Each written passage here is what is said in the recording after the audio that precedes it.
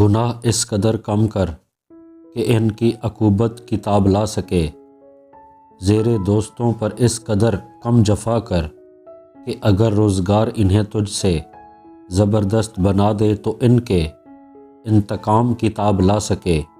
جب غصہ تجھ پر غالب آ جائے تو خاموشی اختیار کر، ایسے فائدوں سے درگزر کر جو دوسروں کے نقصان کا باعث ہوں۔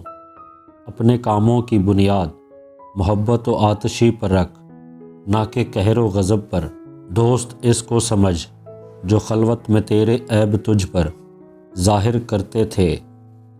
دو جہاں کی نیکی کا سرمایہ اعتقاد نیک ہے، اس راستے سے جو کسی کو فائدہ نہ پہنچے اور لوگوں کا دل دکھائے پرہیز کر۔